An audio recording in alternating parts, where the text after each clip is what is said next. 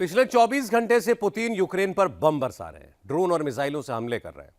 रूस की सेना ने पिछले 7 दिनों से एक गोला नहीं दागा था। यूक्रेन को लगने लगा कि युद्ध थम गया, वॉर रुक गई, लेकिन ट्रंप को पता था कि पुतिन रुकेंगे नहीं। और ट्रंप ने अब रूस के हमले को लेकर जो नई बात कह दी है, उससे तो लगता है कि उन्होंने पुतिन को फ्री हैंड दे दिया है।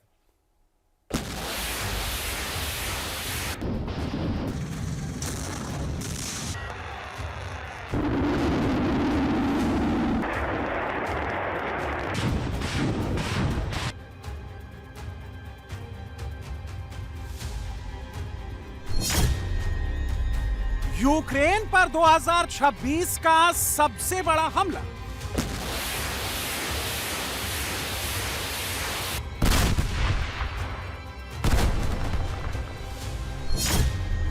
सत्तर मिसाइल,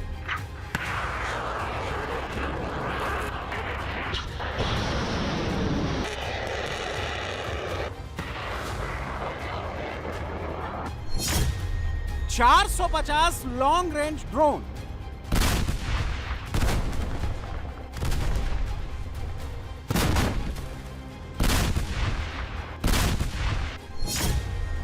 पुतिन की सेना ने मचाया यूक्रेन में कोहरा।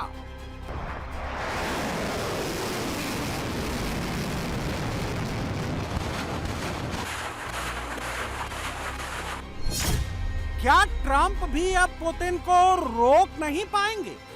It was Sunday to Sunday, and it opened up, and he hit him hard last night. क्या पुतिन ने ट्रंप को फ्री हैंड दे दिया? He kept his word on that. It's a lot, you know. Final मोर्चे पर रूस Ukraine war. अब Putin रुकने वाले नहीं हैं। वोलोदिमीर ज़ेलेंस्की और यूक्रेन के लोगों के लिए कल की रात बहुत भारी गुजरी। एक हफ्ते चुप रहने के बाद पुतिन ने अपनी पावर फिर दिखाई है। आसमान से मौत के सैकड़ों सामान बरसे, जिससे न सिर्फ यूक्रेन के सैन्य ठिकाने बल्कि रिहायशी इलाके भी दहल गए। पूरी रात हवाई हमले के सायरन बजते रहे, लोग बंकरों और मेट्रो स्टेशन में छिपे रहे।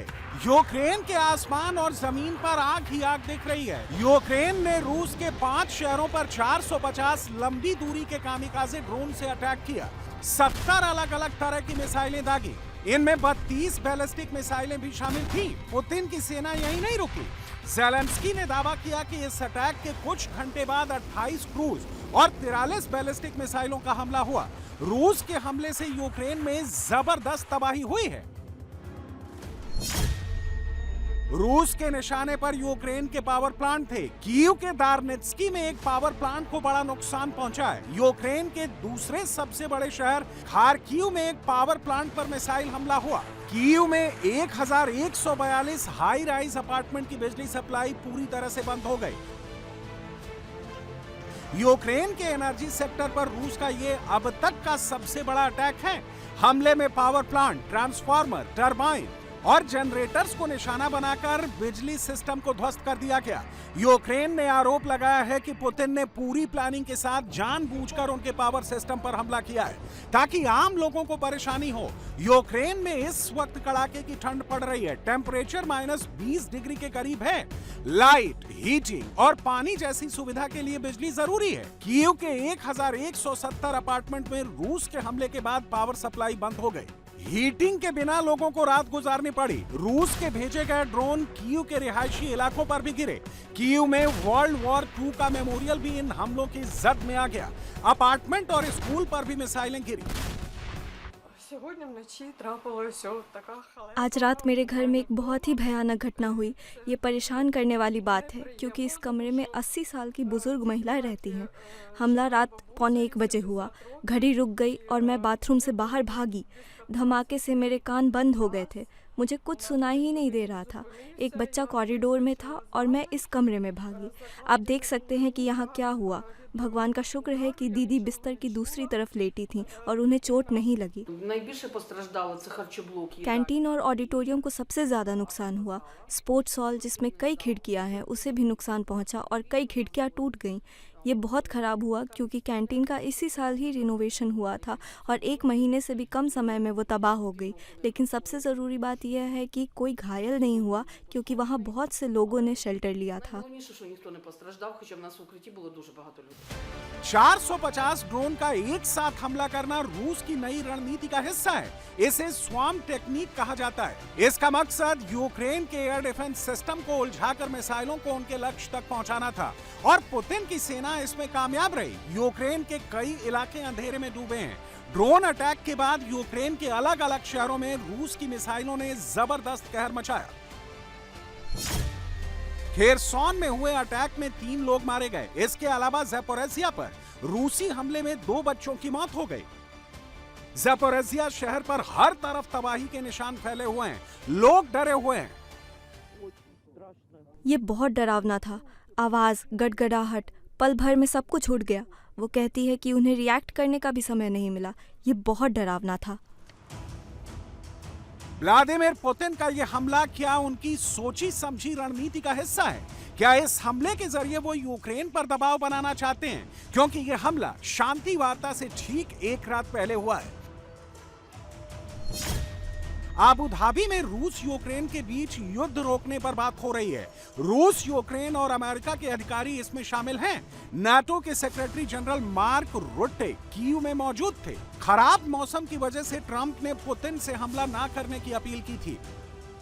अमेरिकी राष्ट्रपति डोनाल्ड ट्रंप की बात को पुतिन ने कुछ दिन तो माना, लेकिन उसके बाद इतना बड़ा हमला कर दिया। और ये हमला भी यूक्रेन के पावर सेक्टर पर हुआ। ट्रंप ने खास तौर पर एनर्जी सेक्टर पर हमला नहीं करने को कहा था। हमले के बाद यूक्रेन के राष्ट्रपति वोलोदिमीर ज़ेलेंस्की ने आरोप लगाया कि पुतिन ने अपना वादा तोड़ा है। अब उन्हें इंतजार है कि अमेरिका उन्हें क्या जवाब देगा। हम रूसी हमलों पर अमेरिका के रिएक्शन का इंतजार कर रहे हैं। ये अमेरिका का ही प्रस्ताव था। ठंड के दौरान एनर्जी सेक्टर पर हमले न किए जाएं। यह अपील ट्रंप ने पर्सनली की थी, लेकिन रूस ने इस रिक्वेस्ट का जवाब बैलिस्टिक मिसाइल दागने के रिकॉर्ड बनाकर दिया।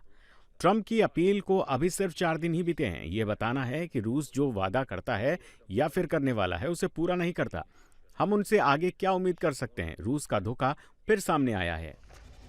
ज़ेलेंस्की को उम्मीद थी कि पुतिन की वादा खिलाफी के बाद ट्रंप उनका साथ देंगे, लेकिन डोनाल्ड ट्रंप ने उनके अरमानों पर पानी डाल दिया। डोनाल्ड ट्रंप ने कहा कि पुतिन ने जो वादा किया था उसे पूरा किया। Mr. President, yesterday you were talking about how Vladimir Putin had agreed to a pause during the cold weather. Overnight, those attacks have started up again. Apparently, the worst. It was Sunday to Sunday, and it opened up, and he hit him hard last night. No, he agreed. He kept his word on that. It's a lot. 1 week is. We'll take anything because it's really, really cold over there. But it was on Sunday, and he went from Sunday to Sunday. Are you disappointed he didn't go further or go I longer? would like to. I want him to end the war. Trump ने जिस तरह Putin को defend किया वो हैरान करने वाला है। ट्रंप के बयान पर कई सवाल खड़े हो रहे हैं। क्या पुतिन के आगे बेबस हो गए ट्रंप? क्या रूस यूक्रेन वॉर खत्म करवाने की उनकी उम्मीद खत्म हो गई है? क्या पुतिन को नाराज नहीं करना चाहते ट्रंप? ऐसा लगता है कि पुतिन का बचाव करने के पीछे ट्रंप की वजह यह है कि वो उन्हें नाराज नहीं करना चाहते। ट्रंप की तमन्ना है कि दोनों देशों के बीच युद्ध रुकवाकर वो दुनिया में खुद को शांति दूत साबित करना चाहते हैं। वैसे भी इस वक्त उनके पैर ईरान के मसले पर फंसे हुए हैं। ईरान के आसपास अपने बड़े बड़े बेड़े उन्होंने तैनात कर दिए हैं। लगातार युद्ध की धमकी दे रहे हैं, लेकिन ईरान पीछे नहीं हट रहा। उल्टा ईरान का शाहिद 139 ड्रोन कल ही उनके अब्राहम लिंकन वॉरशिप के पास पहुंच गया था। अमेरिकी नौसेना ने F-35 फाइटर जेट से उसे मार गिराया। इसके बावजूद ट्रंप ना तो ईरान को धमकी दे रहे हैं और ना ही हमले की बात कर रहे हैं। वो बातचीत से इस मसले को सुलझाना चाहते हैं। We are negotiating with them right now, yes. Mr. President, Where will the meeting be? It seems like I it's can't changing. tell you that. Mr. President, what There exactly? really is more than one meeting. Yep. लेकिन Iran की तरह pressure tactic से रूस Ukraine युद्ध खत्म नहीं होगा। ये तभी खत्म होगा जब पुतिन चाहेंगे। ये बात ट्रंप को भी पता है और ज़ेलेंस्की को भी। यूक्रेन में हुए ताजा हमलों के पीछे पुतिन का मकसद यूक्रेन को ये मैसेज देना था कि वो उनकी शर्तों को मान जाए। असल में पहले दौर की बातचीत में रूस की शर्तों के आगे यूक्रेन ने झुकने से इनकार कर दिया। रूस लुहांस्क, खेरसोन और ज़पोरिज़िया इलाकों पर दावा कर रहा है। पूर्वी यूक्रेन के कम से कम 3 और इलाकों के बड़े हिस्सों में उसका कब्जा है। रूस चाहता है कि पूर्वी यूक्रेन के जो इलाके उसके कब्जे में हैं, उन्हें अंतर्राष्ट्रीय मान्यता दी जाए। यूक्रेन की दिक्कत यही इलाके हैं। उसका कहना है कि अगर ये रूस के कब्जे में रहे तो उसकी सिक्योरिटी कॉम्प्रोमाइज हो जाएगी। समझौते के लिए रूस को भविष्य में सुरक्षा की गारंटी देनी होगी। रूस की मांग है कि यूक्रेन डॉनबास से अपनी सेना हटा ले, जबकि यूक्रेन का कहना है कि युद्ध को मौजूदा फ्रंट लाइन पर रोक दिया जाए, यानी जहां जिसका कब्जा है उससे आगे ना बढ़े। यूक्रेन ने एक तरफा सेना हटाने से भी इनकार कर दिया है। यूक्रेन इस बात पर अड़ा है कि अपनी जमीन छोड़ने से रूस का हौसला बढ़ेगा, इसलिए वो किसी भी ऐसे समझौते पर दस्तखत नहीं करेगा जिससे वो दोबारा रूस का हमला रोकने में नाकाम रहे। रूस ने अब तक यूक्रेन के 20% हिस्से पर कब्जा कर लिया है। वो धमकी दे रहा है कि अगर समझौता नहीं हुआ तो डॉनबास के बाकी बचे डोनेट्स्क इलाके पर भी कब्जा कर लेगा। असल में ज़ेलेंस्की इसलिए रूस के आगे घुटने नहीं टेकना चाहते क्योंकि उनके पीछे नाटो देश हैं। पिछले साल से नाटो देशों ने यूक्रेन को मिलने वाली 75% मिसाइलें और 90% एयर डिफेंस सिस्टम दिए हैं। नाटो लगातार यूक्रेन को सपोर्ट देने की बात कह रहा है। We will keep up the pressure on Russia. हम रूस पर दबाव बनाए रखेंगे और यूक्रेन को अपना सपोर्ट भी जारी रखेंगे। जेलेंस्की ने बहुत काबिल लोगों को बातचीत के लिए लगाया है। वो युद्ध को हमेशा के लिए खत्म करने के काम में लगे हैं, लेकिन वो ये भी जान लें कि नाटो यूक्रेन के साथ खड़ा है और आने वाले सालों में भी ऐसा ही करता रहेगा। यूक्रेन की सुरक्षा ही हमारी सुरक्षा है। नाटो के सेक्रेटरी जनरल का यह बयान शांति वार्ता के ठीक पहले आया है। पुतिन भी इसका मतलब समझ रहे हैं, इसीलिए उन्होंने यूक्रेन को उस वक्त अपनी ताकत का ट्रेलर दिखाया जब मार्क रुट्टे कीव में ही मौजूद थे।